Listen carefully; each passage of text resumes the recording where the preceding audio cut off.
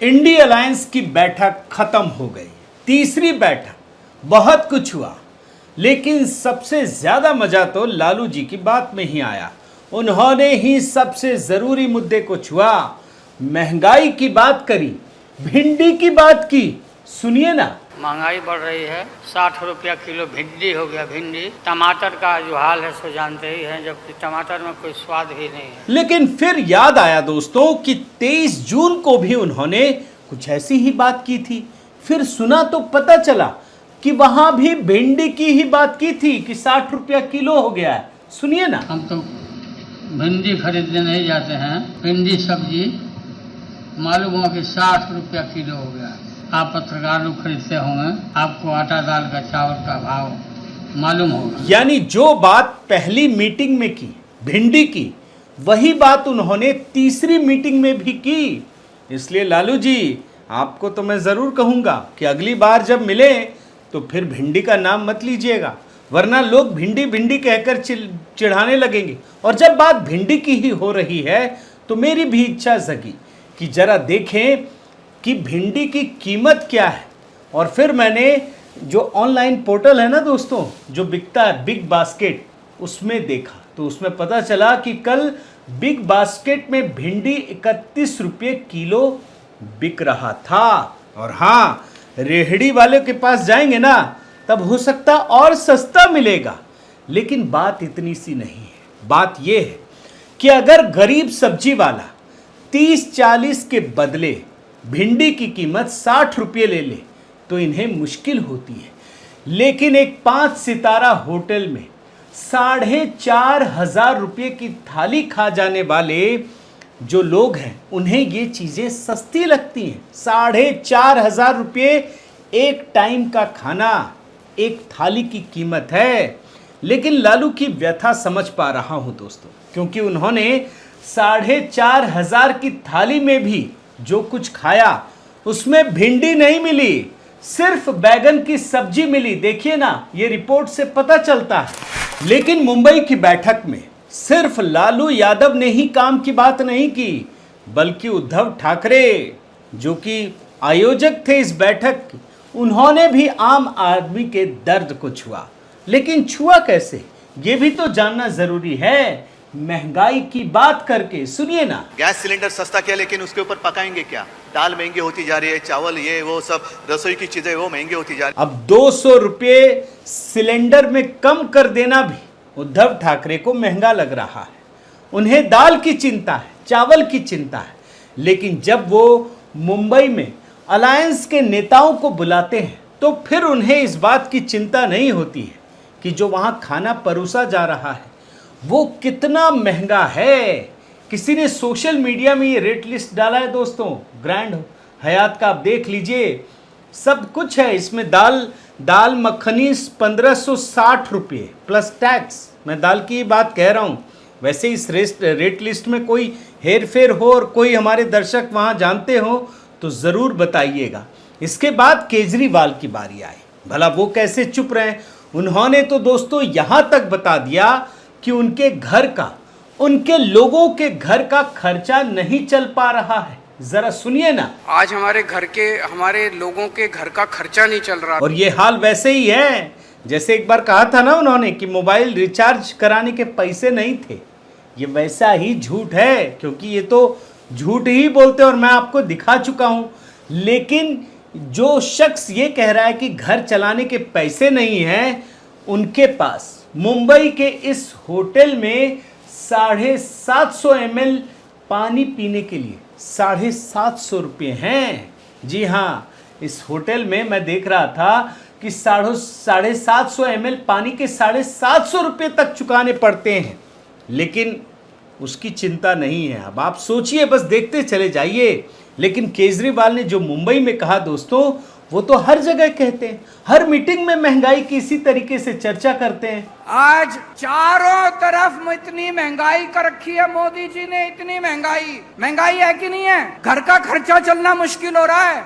और इतना ही नहीं, केजरीवाल जी महंगाई की डिटेलिंग भी करते हैं, जरा ये सुनिए। सब्जी महंगी हो गई, आटा महंगा हो गया, दूध महंगा हो गया, हर चीज महंगी होती जा रही है। और जब केजरीवाल महंगाई की बात करते हो तो राहुल गांधी भला कैसे पीछे रहे, वो तो सीधे मार्केट की मंडी ही पहुंच गए। इतने दाम क्यों बढ़ रहे हैं टमाटर के? और राहुल जी ने बकायदा रेट लिस्ट भी जारी कर रखी है।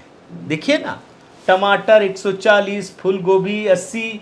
पुराना है लेकिन बताना जरूरी है क्योंकि ये रह रहकर महंगाई के मुद्दे को उठाते रहते हैं।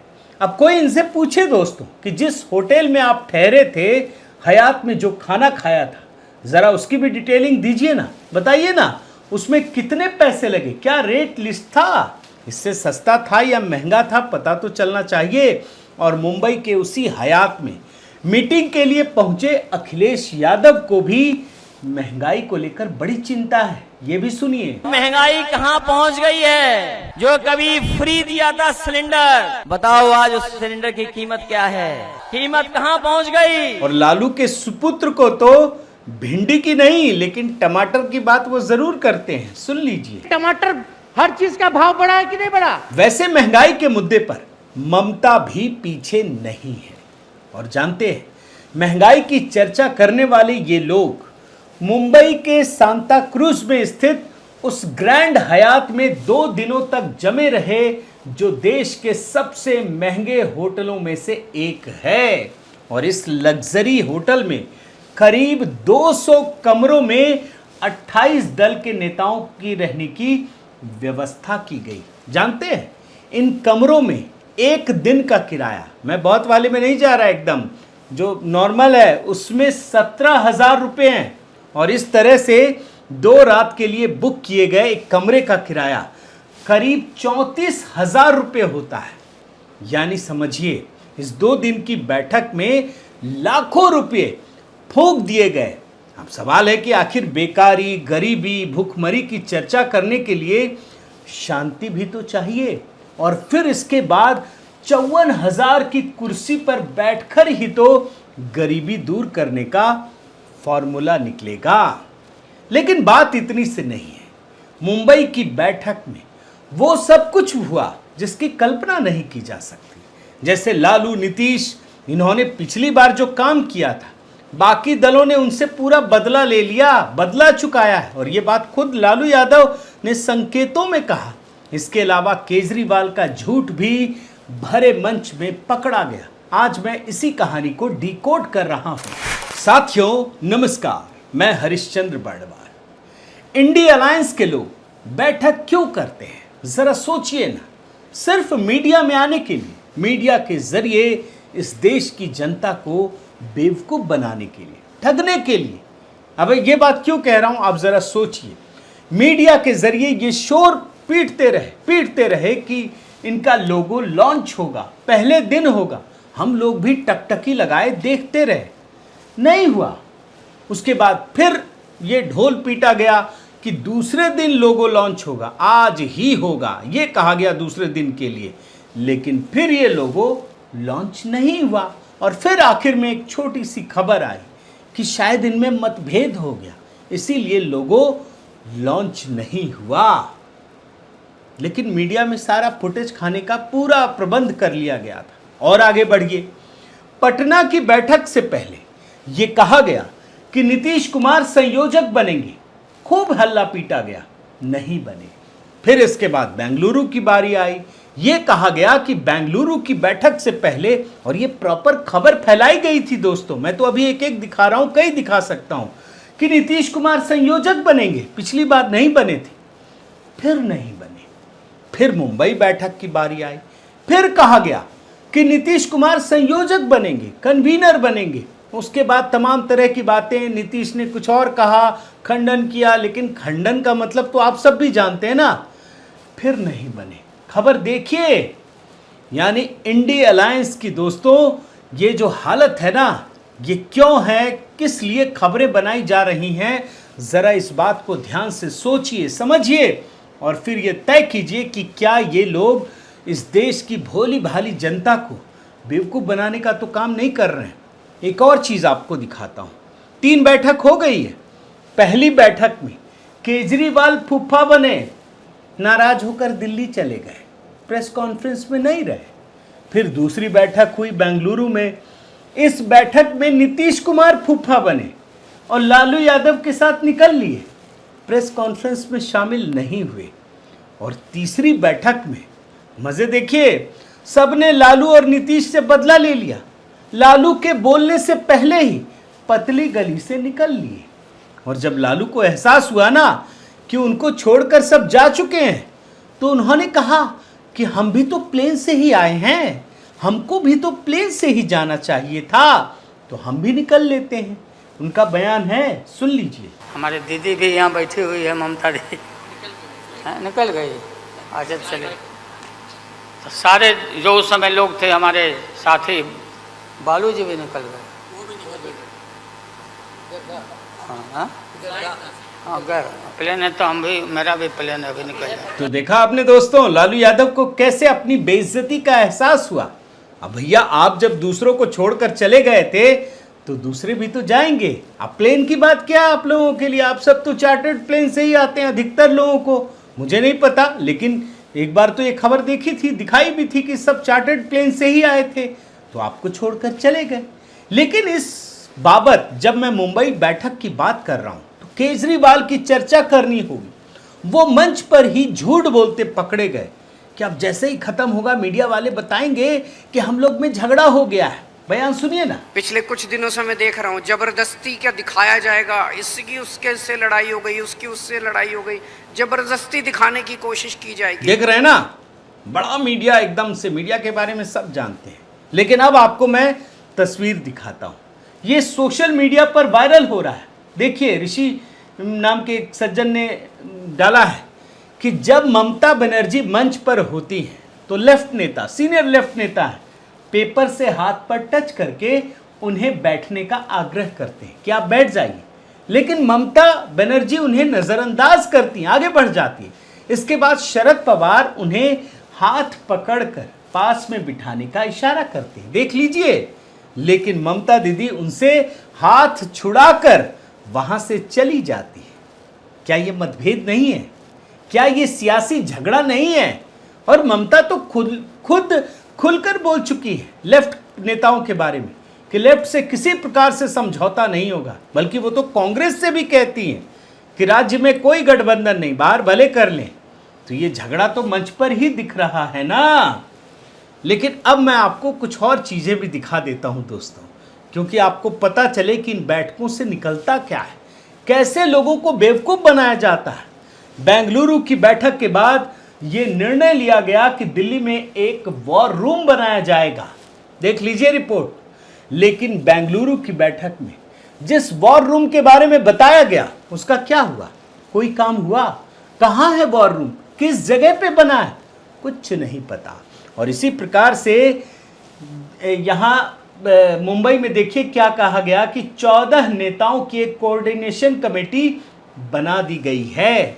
और इसमें यह भी कहा गया है कि इस कमेटी के अंदर भी राज्यों के स्तर पर कमेटी होगी जो सीट शेयरिंग का फॉर्मूला बताएगी।